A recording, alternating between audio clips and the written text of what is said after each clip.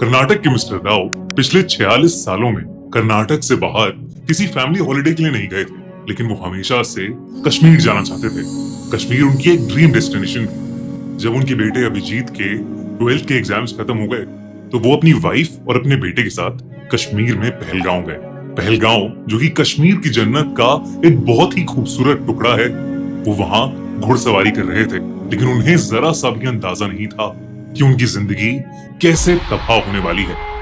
22 अप्रैल 2025 को दोपहर के 1:30 बजे वो लोग बेसारन वैली में घुड़सवारी कर रहे थे। एक साथ मिलकर फैमिली टाइम बिता रहे थे, सेल्फी ले रहे थे। उनके साथ कई और टूरिस्ट भी थे। कुछ लोग हनीमून पर आए थे और कुछ उन्हीं की तरह फैमिली वेकेशन पर। लेकिन उनमें से किसी को भी अंदाजा नहीं था कि उन लोगों के साथ कुछ ऐसा होगा जिससे उन सब की जिंदगियां हमेशा हमेशा के लिए बदल जाएंगी और हमारा देश एक ऐसा नजारा दिखेगा जिसे हम शायद कभी नहीं भूल पाएंगे। वहां के लोकल वेंडर्स टूरिस्ट को अपनी चाय, मैगी, खाने पीने का सामान बेच रहे थे। सब लोग बहुत एंजॉय कर रहे थे, लेकिन तभी कुछ लोग आर्मी के कपड़ों में हथियार लेकर चुपके से जंगल से निकले। पहले सबको लगा कि आर्मी का कोई ड्रिल होगा, क्योंकि कश्मीर में अक्सर आर्मी की ट्रेनिंग के लिए ऐसे ड्रिल्स होते रहते हैं। पर फिर बिना किसी वार्निंग के एक गोली चली। आवाज इतनी तेज थी कि लोग समझ ही नहीं पाए कि अचानक हुआ तो हुआ क्या।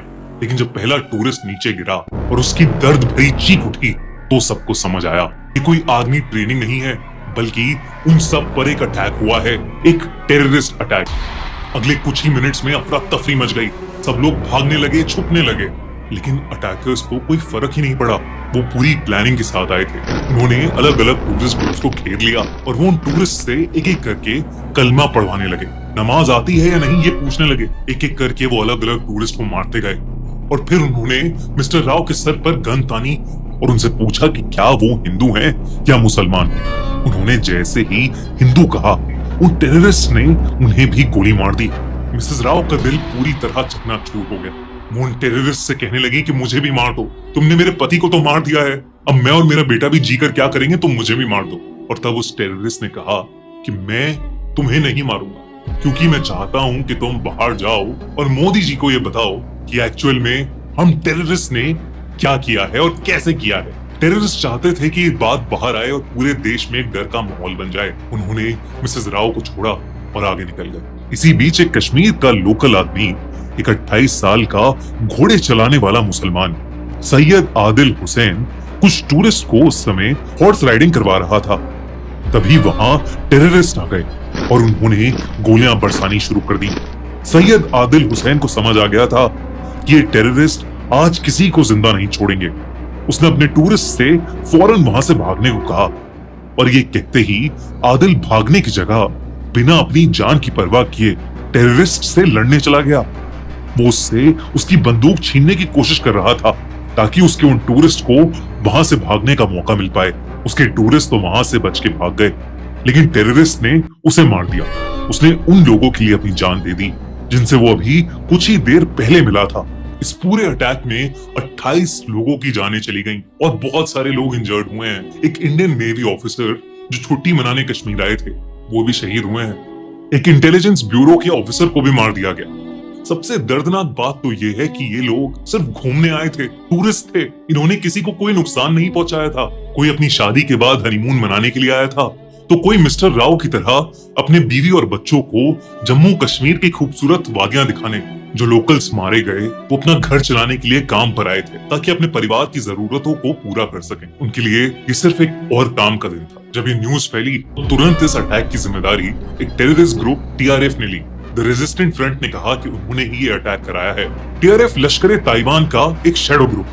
उन्होंने कहा कि गवर्नमेंट कश्मीर में आउटसाइडर्स को सेटल करवा रही है और वो ये कतई होने नहीं देंगे। लेकिन कौन आउटसाइडर्स? जो मुस्लिम नहीं है, क्या वो आउटसाइडर हैं? ऐसे कुछ लोगों की वजह से एक पूरी कम्युनिटी, एक पूरे रिलीजन का नाम बदनाम होता है।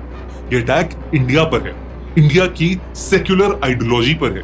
अटैक के बाद देश भर में गुस्सा उमड़ रहा है। पहलगांव के वो घोड़े, वो सेल्फी पॉइंट्स, वो छोटी छोटी खुशियां अब खून के रंग से लाल हो गई हैं। जहां लोग हनीमून मनाने जाते थे, वहां अब लोग अपने पार्टनर्स का खून पोंछ रहे हैं। अब न जाने कितने लोग कश्मीर जाने से डरेंगे। वहां के कितने लोग जो टूरिस्ट के आने से कुछ पैसे कमा पाते हैं, उनका लाइवलीहुड चंद चुटकियों में चला गया। और इसमें हिंदू मुसलमान दोनों सफर करेंगे। अपनी फैमिली को कैसे चलाएंगे, ये किसी को समझ में नहीं आता। ये जो अटैक हुआ है, ये किसी हिंदू मुसलमान का अटैक नहीं है, ये नफरत का अटैक है।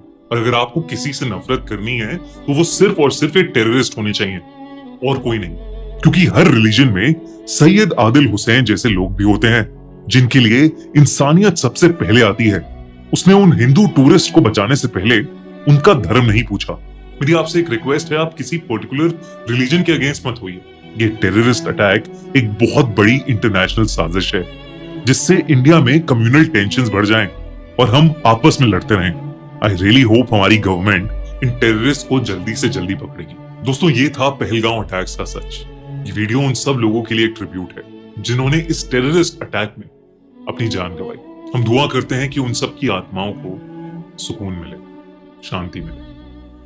जय हिंद।